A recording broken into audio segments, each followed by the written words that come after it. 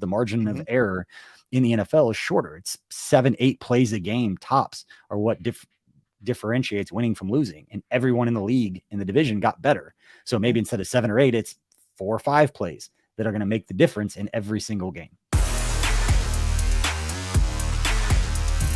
You are listening to KC Sports Network, the #1 podcast network for today's Kansas City sports fans. With former players from your favorite teams, informed perspectives, and former insiders, this is the place for you. You can find us wherever you listen to podcasts, or on our YouTube channel, all over social media, or our morning newsletter, KCSN Daily, dedicated to your Kansas City Chiefs. KC Sports Network is proudly presented by Emprise Bank, your partner in possible.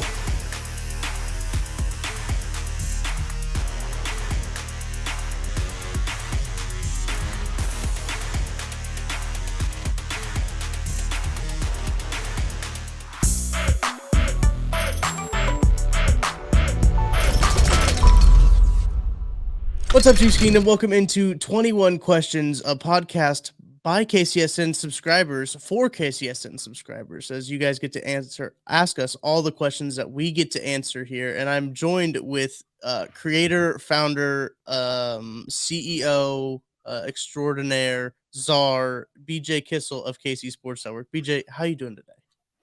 I'm doing great. And speaking of czar and all those things, Tucker, we can't forget to mention our presenting sponsor of 21 Questions, and that is Macadoodles. And we had said all last year that the goal was to bring a Macadoodles to Kansas City, and there is a Macadoodles coming to Kansas City. There's one coming to Lee Summit, maybe more in the future, and we will be doing a live show from the Osage Beach Macadoodles later this month. More information on that later, but it's always good to see you. It's not like I don't talk to you like 6 times a day anyway. And now we get to do it answering some other people's questions instead of our own. Yeah, it is. It's going to be good. Now, Craig was supposed to be doing this episode, but Elon Musk got a little busy, needed Craig's help. So he called on Craig. Craig couldn't be here. Craig had to go to the moon, I guess, and there's no Wi-Fi up on the moon, and I might need him to come to my house and fix the Wi-Fi because it's been incredibly frustrating so far. So we'll get this going here, and there are some Craig specific questions. We'll just glance over. We'll just not answer those and just have Craig on next week is what the plan will be. Sure. So Zach Eisen asks, who's the most impressive player you saw at camp who is on the bubble? BJ? Ooh, who's on the bubble? Ooh, that threw a wrench right at the end of that question. I wouldn't say he would have been on the bubble, but you look at the running backs group, and we've been talking about him. Charles Goldman's going to write about him later today on our Substack newsletter. But Isaiah Pacheco, the 7th round rookie running back, we knew that he was one of the most athletic, fast, quick running backs. We had a chance to talk with him out at the Shrine Bowl when we were out in Las Vegas last January. And it wasn't anything negative about Isaiah Pacheco other than the fact that he was a rookie 7th round pick. And even the draft or the round doesn't really matter, but you're talking about a rookie running back coming into a room that's got, Clyde Edwards-Helaire, who's going to be the guy, regardless of how some Chiefs fans think about him. Like Clyde Edwards-Helaire is going to be the guy for this season. And then you've got Ronald Jones, who they signed, who's got some juice. He's only 25 years old, which blows my mind when I see that. And then Jerick McKinnon, who provided a little spark in the playoffs for the Chiefs last year with 350 yards from scrimmage in their 3 playoff games. So, those 3 guys right there. And generally over the last several years, the Chiefs have only kept 3 running backs, plus a fullback in Michael Burton. So just from a pure number standpoint, unless one of those top 3 guys wasn't going to be on the team, I thought Isaiah Pacheco was going to be fighting for the ability to make this roster. Talked about that on KCSN Update, and then Dave Tobe gets up the next day and says he's our #1 kick returner. So Isaiah Pacheco would be my guy, and he made the play of camp so far on that wheel route during camp yesterday that our guy Eddie got a video of out at camp. So Isaiah Pacheco would be my answer. What about you, Tuck? Yeah, I really like Pacheco. I think on the bubble, you start looking at the wide receiver room too. That one's going to be full of a lot of bubble guys, and Darius Fountain, I think, even got mentioned by Dave Tobe, so that's really good for him. And I think that there's been some conversations there. Jody Fordson, I wouldn't necessarily call him on the bubble either, but he looked really good before he got the quad injury. I think people forgot, what he did before he had that season-ending injury. Man, Leo Chanel's look really good. Elijah Lee. I know that there's been some talks about Chanel Lee in that starting position there, and I really like what Lee's been able to do. And there's guys too like DiCaprio Bootle. I think that's a guy that's on the bubble, and I think he's been able to play himself into a special teams role at least, and he's been able to show that he is, for lack of a better term, competent on defense. That they can keep him on the roster and keep him to be a special teams player. Yeah, Dave Tobe's going to make the difference. And that's why you love when Dave Tobe talks to the media. And the media knows he's going to tell you. You're going to get more actual information from Dave Tobe than probably any other presser for the Chiefs during training camp. Dave's awesome. So it's great to get like that information out there and know where guys actually stand. Absolutely. And here's kind of another question here. Who are you most excited to watch in the first preseason game? For me, it's Matt Bushman. I know that tight end room I just talked about is crowded. There's a lot of guys in there, but Matt Bushman could help make himself a team. All 31 teams are watching these games. And now it's a tryout for him, and he's made some great catches, made some great plays. I think it's kind of like the running back room. I just think there's too many cooks in the kitchen for Matt Bushman to make this team. So we'll see how that goes. Who are you looking forward to, BJ? Well, Pacheco would be the answer, but we got to mix it up a little bit here. Leo Chanel. I mean, he's my guy on draft night. I said like this guy is going to be a fan favorite. You watch his highlights, you see how he plays, and you know what makes Arrowhead so special. I mean, that mystique of Arrowhead was built off of defense and guys making plays on defense. No offense, Patrick Mahomes, the offense, that's amazing, but nothing gets Arrowhead louder than a 3rd and long situation. And when your defense is out there setting the tone, and Leo Chanel is a tone setter. And the way that I don't know if there's a guy that I've seen, not that I'm any kind of an expert, from all the highlights and all the tape of college guys we've watched, you get within 5 yards, his ability to close on a ball carrier and bring him down is as fast as I've seen from a player at his position. We put out that video on our Twitter account of him coming down on Juju Smith-Schuster on a little zone short throw, and it looked like he was ready to hit. And I'm excited to see that because the first few times that he lays one of his hits, that, kind of made his college career, made, the death row on the arm and all of that kind of thing. First time he makes a couple of those plays coming downhill and loses his mind, Chiefs fans are absolutely going to fall in love with that dude. So I'm here to see it during the preseason. And to your point, him and Elijah Lee, two different kind of players, two different chess pieces for Steve Spagnuolo, and similar to the people talk about the wide receiver room. You want a basketball team, you want a point guard, a power, you want different styles. Same thing on defense. You don't want all of your outside linebackers, everybody to fit the same exact mold. You want to be able to play matchups each week. And Elijah Lee does that. I watched him in high school, watched him obviously in college at K-State. It's awesome to see a hometown kid, a great kid, get his opportunity, and him and Leo Chanel, like those are two different nice pieces for Steve Spagnuolo. Yeah, 100%. Next question here from Bruce in the Fort: is anyone a trade candidate in the wide receiver room? I don't think they're going to make a move there necessarily. Would I be surprised? No, but I think that the wide receiver room, I don't think they're going to be trading anyone away. What do you think, BJ? I don't know what other team that you're not trading MVS, you're not trading Juju. Right. I don't think they're going to trade McColl. And I don't obviously not trading Sky Moore or anything like that. So if Josh Gordon goes off in the preseason, maybe we haven't really seen a lot from him so far, but we know the talent is there. So if he flashes that, could somebody maybe give up a really late round pick? Maybe. But if he doesn't go off, they're going to sit back and be like, I don't think he's going to make the roster. Why would we give up a resource or a draft pick for them? And so it's kind of the same with all the other guys on the team. The only position you could really see a team wanting to give up, compensation for, I'd say, is running back. If some team lose a couple running backs and Jerick McKinnon sitting there, or Derek Gore, not that he's shown a ton, showed some juice last year, but he's also 27 years old for a running back. So I don't see it happening at either one of those positions, especially wide receiver, just because I'm not sure other teams wouldn't just wait to see who gets cut around the league. Yeah, I think that's kind of it too.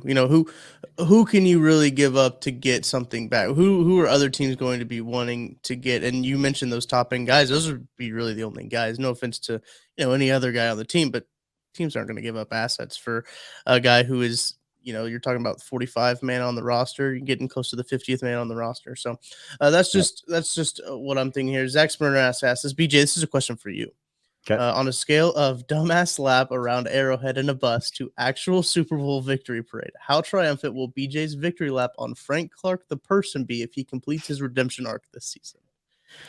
I don't hold Frank's production on the field to the way that I feel about him and what he's brought to the Chiefs.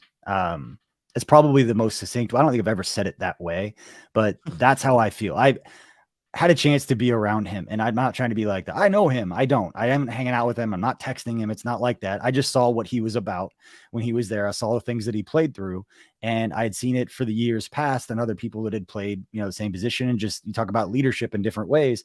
I was fortunate enough to get that perspective, just like Mitch Holtis and Matt McMullen and everybody who's in that locker room gets to see that perspective. And not that Frank doesn't have his stuff, and I'm not going to speak to the things that he spoke about because I don't know about those things. I saw the man that was helpful to his teammates, that was, kind and gracious with the media. I'd be really surprised if anybody in the media would say anything, because Frank will stand there and answer your questions. If he plays bad, he'll stand there in the locker room and answer your questions. And that's not always the case. And I respect that because I know it's not always that way. And so my victory lap won't be for me being right. It'll be for the shit that dude has been through in his life, not just with the Chiefs, but in his life.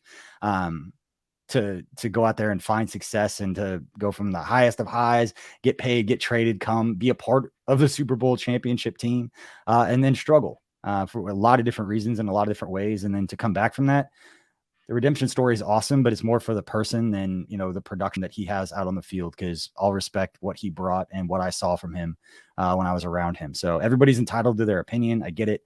But that's a guy, same thing with Tyron. Like I saw with those two dudes coming into that locker, Anthony Hitchens is the same way. They changed everything on that side of the ball as much as, Patrick Mahomes did from a leadership perspective. Yeah, I'm excited to see what Frank Clark has in store this year. He looks good. Looks real lean, real skinny, real healthy. Man.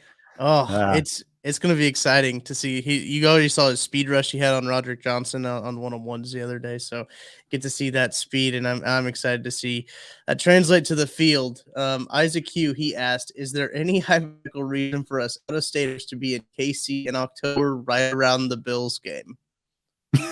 Who asked that question? Tucker. His name is Isaac. Yes. I didn't. There will be a reason if you are a golfer to want to be here around that time. We have some more information coming out later. Not quite ready for that yet. But yes, if you want to come in town for the Bills game, I'd recommend coming in on Saturday if you like to golf. Interesting. Back to the football questions here. Cote Great 19. Question from Isaac. You guys just can't just wait for some things to come. They're getting very impatient. Listen, this is the first time I've been in the Discord all week. Kent Isaac Swanson.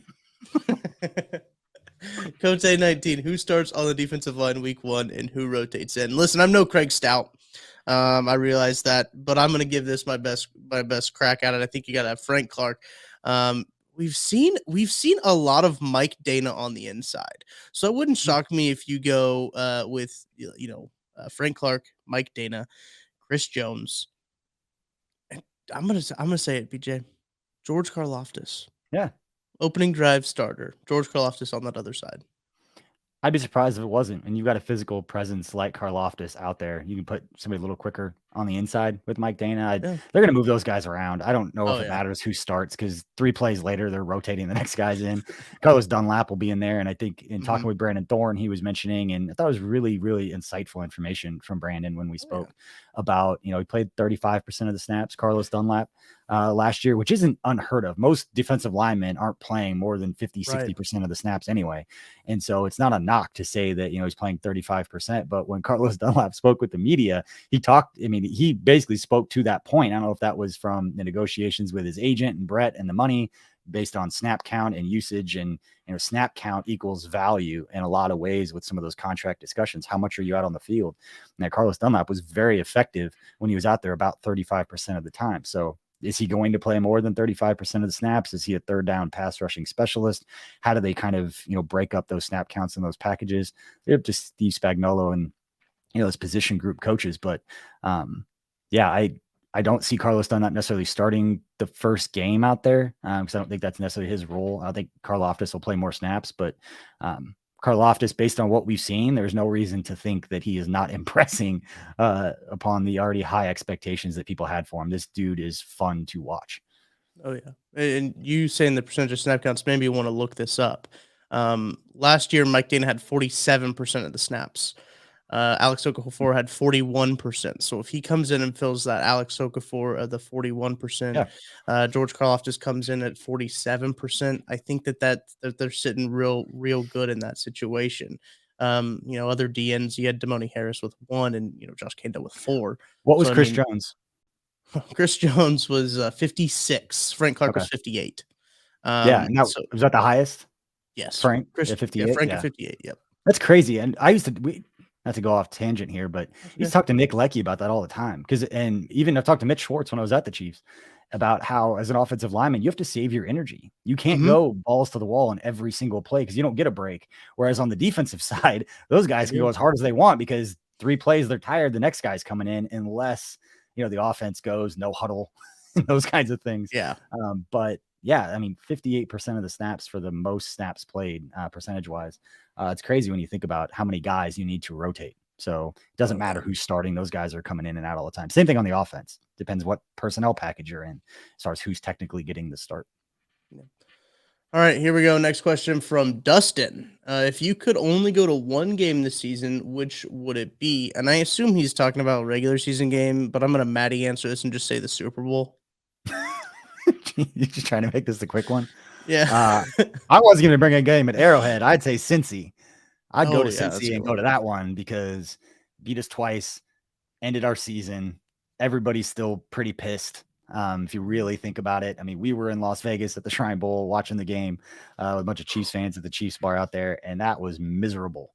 And so that pretty much put a damper on about the next few days when we were out there, and we were out there a long time. But to me, going to Cincinnati, they're a team that they fixed their offensive line this offseason. They put some resources into that, and that was really the one area of the team among anything else that really struggled. Joe Burrow's a stud.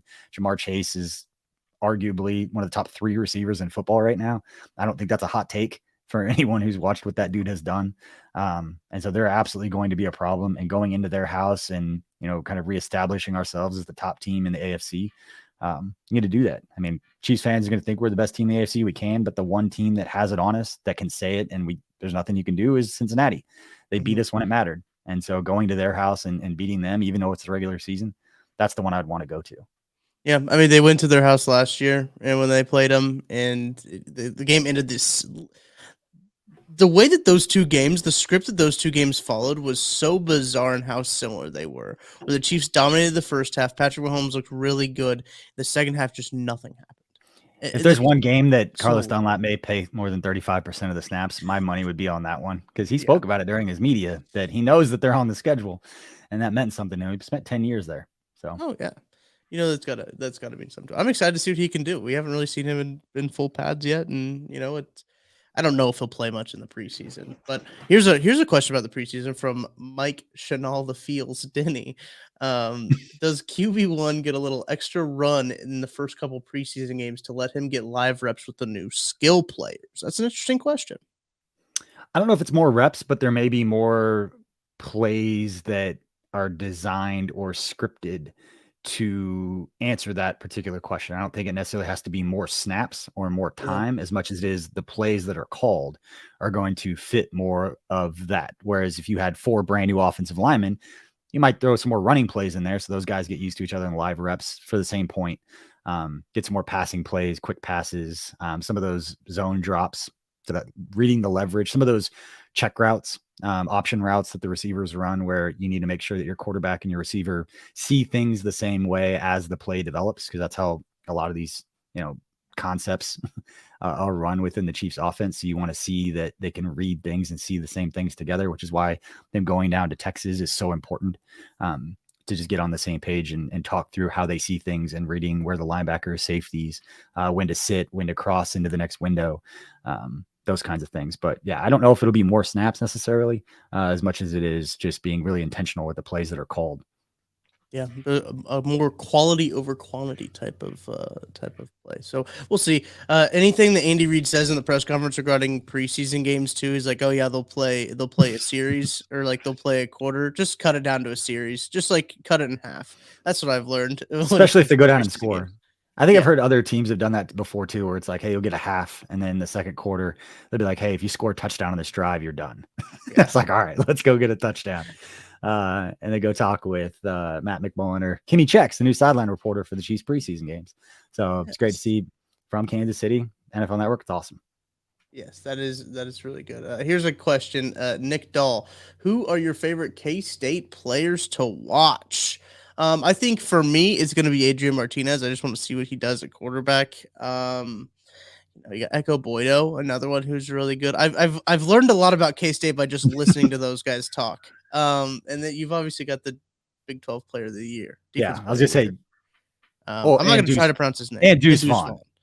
You just call him King Felix, is what you call him. He's like Indoke something. Okay, but yeah, I think King Felix. Yeah, week 2 game is going to be good. It's going to be a good matchup. It's going to be good for both teams. BJ, who do you think? Yeah. That'll be fun. I'm gonna watch that game with you, Tucker. Okay. It's at Stadium. Yep. Yeah.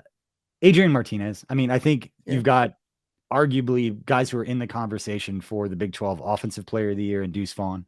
Granted, Texas running back's pretty good while they're still in the Big 12. But you got Deuce Vaughn, who's going to be in that conversation at least. And same thing with King Felix is the preseason Defensive Player of the Year. So those two are the obvious ones, but then Adrian Martinez is pretty obvious too. But Adrian Martinez, I don't think he's said things to intentionally inflame Nebraska fans, but the way that he's talked about why he came to K-State, and this is the most talented team that he's played on.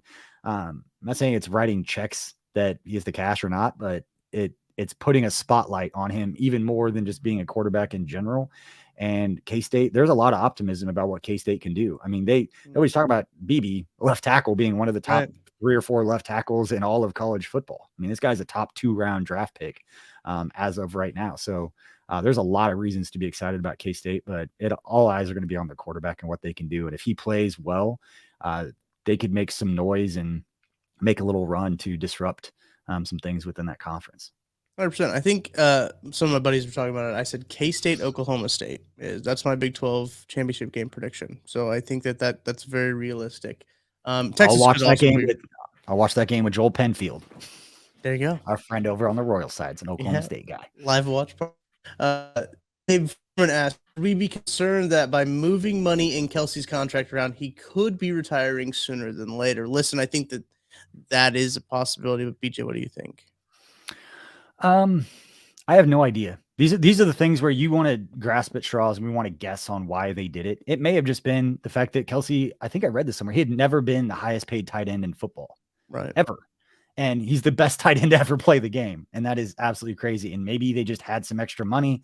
The way the salary cap works, that the Chiefs have some brilliant people with Brant and Chris and those guys behind the scenes working on that stuff, that maybe they just wanted to reward a guy that's done everything that you've asked, that's gone about being a professional, the way that you've asked and the way that he invests into the younger guys, much like we're seeing from Frank Clark after practice. Travis has been doing that throughout the years as well. And he's an example for a lot of young guys. And sometimes you just want to keep those guys happy. You want to reward those guys. So that could be it. Or it could be moving some money up because he's not sure if he wants to continue playing. And, I'm not saying that that's not it. We're not going to know, they're not going to come out and say, this is exactly why we did this.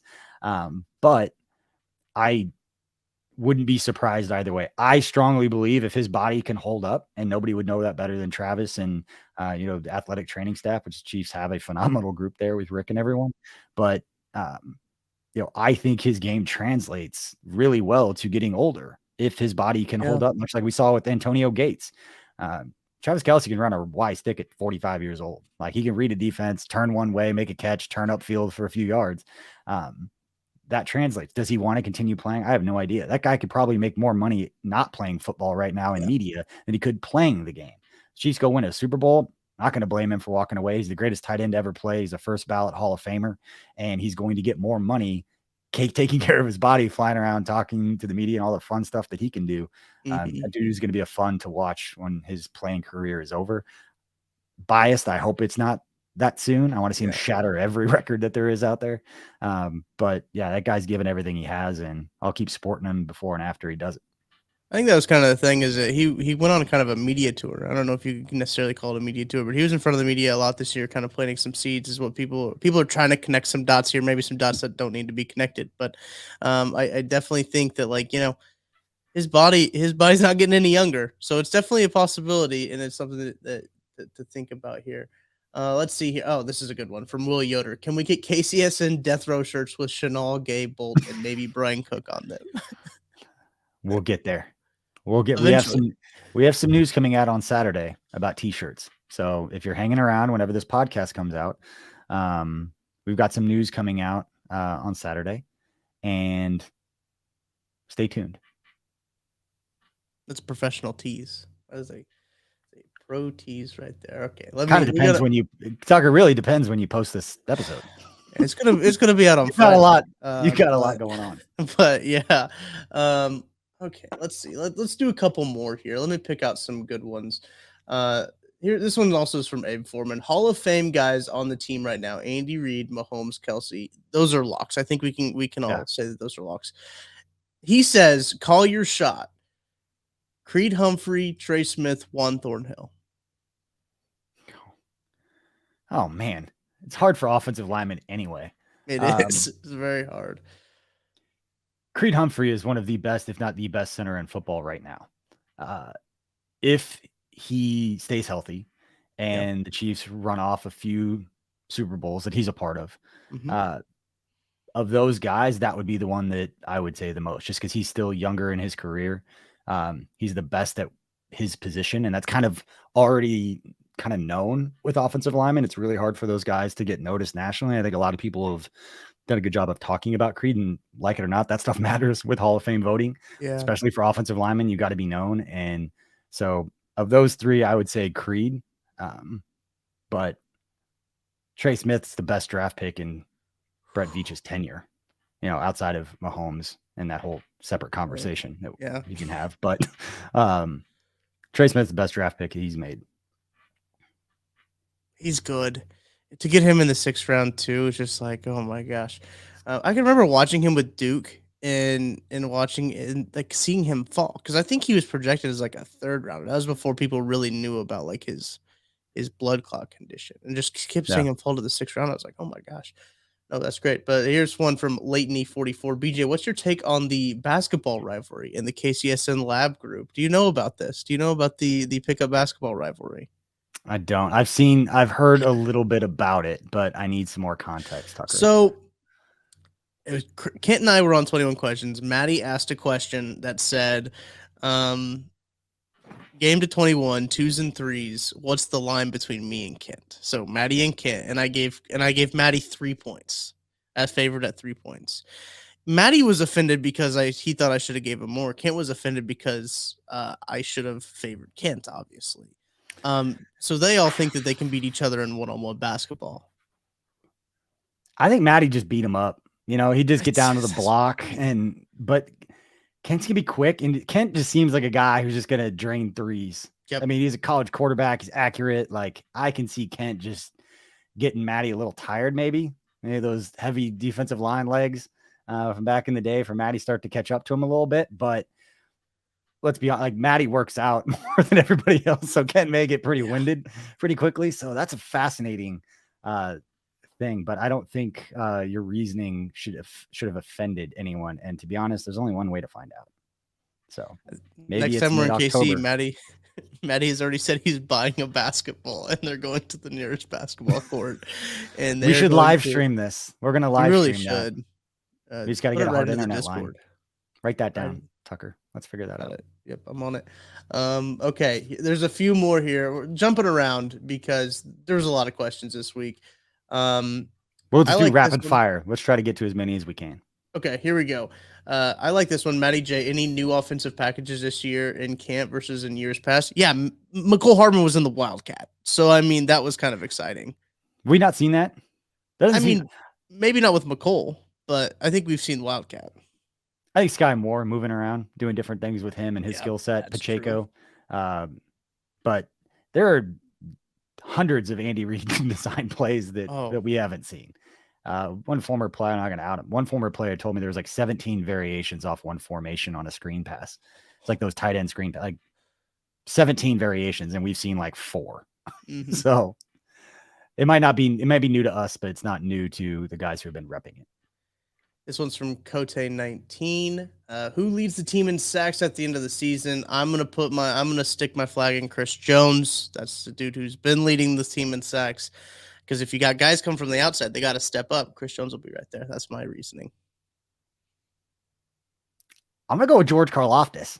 Let's go. I am gonna go with George Koloftis, and this is Frank Clark has earned some respect around the league. He comes out and is playing really well. He's going to get some attention. We know Chris is getting a lot of attention, and mine is purely off of that dude can get after the quarterback. And if you have to kind of pick your poison, I think they're going to challenge the young guy and then tell some veteran offensive tackle, you've got the young guy one-on-one. And so I'm going to go with George Karlaftis. I don't think it's going to be a lot. I think it's going to be spread around. I think he's getting like 16 sacks, but if you're telling me which guy is going to have 10 with a couple other guys around 7 to 9, I would say George Karlaftis is going to have 10 because a lot of his sacks too are second, third effort.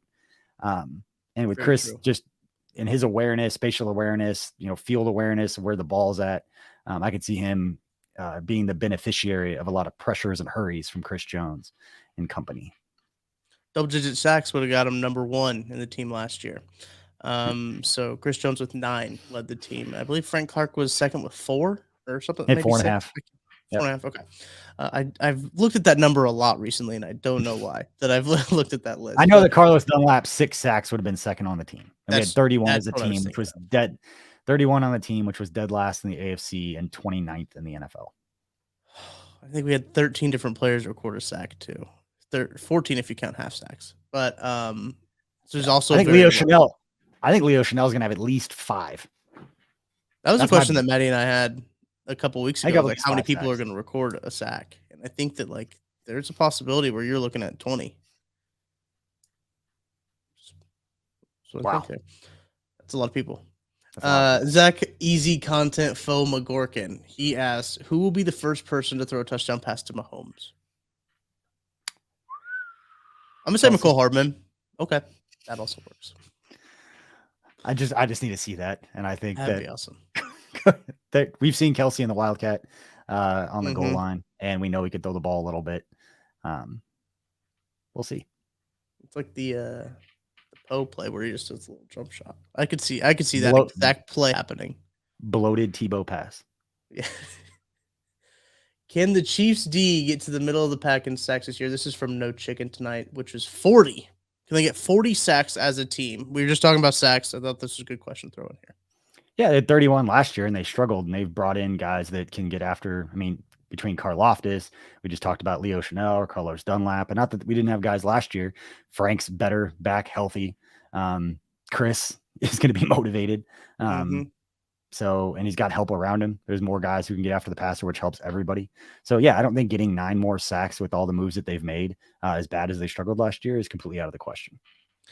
This one's from Just DRK. Another sack question. We just can't stop talking about sacks. Over under 27.5 sacks between Frank, Chris, Carlos, and George. That's 4 guys getting 27.5 sacks. You're better at math than I am. That'd be 7, right? Yes, Tucker. Yes, that's a good line.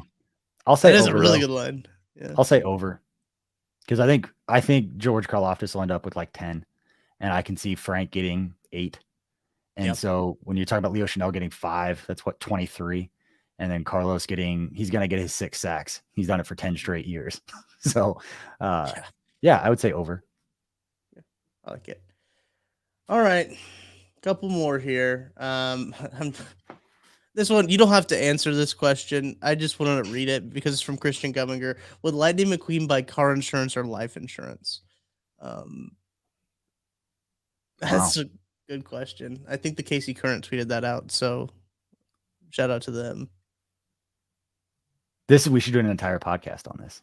I don't think we have enough time on this podcast. I think it's life insurance. I think it is too. But maybe he needs both. An extended warranty, maybe. I don't know.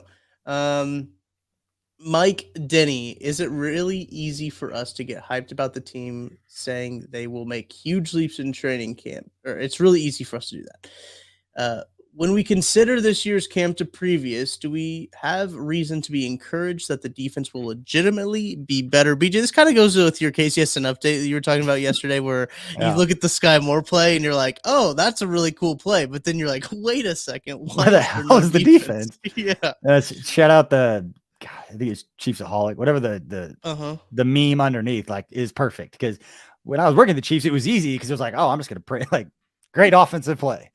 Defense makes an interception. It's not a bad pass, great defense. Because there's truth in all of it. But yeah, when somebody's that wide open, you don't really know what they're working on or what they're trying to do. There's a lot of games and things that they set up intentionally with some of their play calls. You know, every defense coverage that's called against every offensive play that's called is set intentionally for a reason. Like, Coach Reed knows what the defense is doing. Like, he's scripting plays to see how things work. And so the rest of us are just guessing. That's all any of us are doing. Right. And we're not going to know. And that's kind of the fun part, is everybody can disagree and come up with stuff, and people have more information than others just about, you know, defensive schemes in general. But yeah, I would always, you know, just reward the guys who made a good play. I would still do that now. But yeah, there's definitely that, you know, somebody gets completely, if they're doing OLDL one-on-one and the offensive line keeps ending up on his back, like, that's bad. But it's also like, man, that guy's a monster that's running over him. So it's the beauty of training camp. And I think, as I said on KCSN update, I think it just really tells you a lot about yourself. It does. Yeah. I mean, I don't know. I think that people are feeling so encouraged about this team because this team is different. You know, there's no Tyreek Hill. It looks a little bit different on the offensive side of the ball. You got Sky Moore, you've got MVS, you have Juju. This is the first time they've really had a revamped offense since Patrick Mahomes came as quarterback. I think this is really the first time, and I think that's why people are getting excited about it.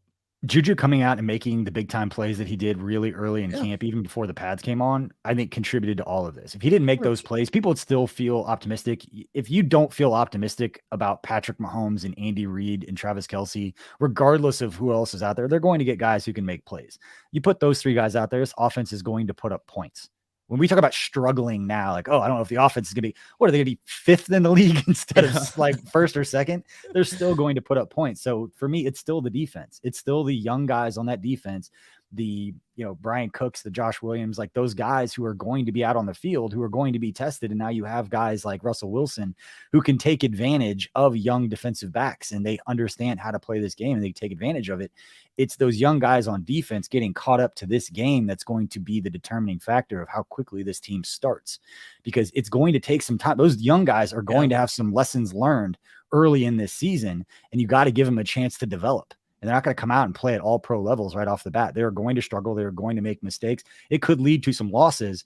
As long as everybody stays healthy by the second half of the season, those young guys have some, you know, NFL experience under their belt. It's going to make all the difference in the world.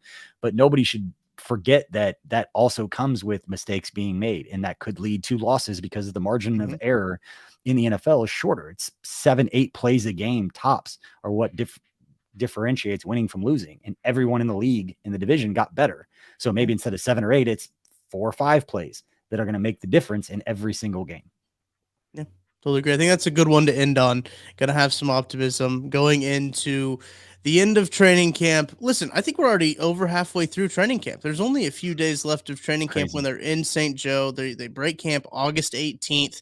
First preseason game, the 13th of August, against the Chicago Bears. It's a Saturday noon game, by the way. I looked that up and I was like, whoa, that's a weird time for a game, but okay. Anyway, get you ready for college football. Because you're going to see a lot of college players out there on Saturday. So make sure you're sticking tuned to what we're doing at KC Sports Network. We'll have something for you for that post game as well against the Chicago Bears. As always, thanks to our partner at Macadoodles. You can find anything from Holiday Distillery at Macadoodles as well. So make sure you go support the people who support us. Macadoodles, they do great work. I went down to the Osage Beach location. If you're going down to the lake, that's where you have to stop. That is a good location there. And for Macadoodles. We just put it out there. If you're going down to the shootout on August 27th that weekend, stop by the Osage Beach Macadoodles and come say hi. May have something for you. But we will be down there recording live a 21 questions episode. I don't think we could do that without Craig. Craig, he will definitely be there for that one, as he is a Macadoodles supporter long before the rest of us learned a lot about Macadoodles. But they're coming to Kansas City, so everybody's going to know about them soon. It's blocked out from his schedule from Elon, so Elon cannot schedule him on that day. So we appreciate you listening to 21 Questions. We'll be back next week with another full slate of questions. Until then, we'll talk to you later.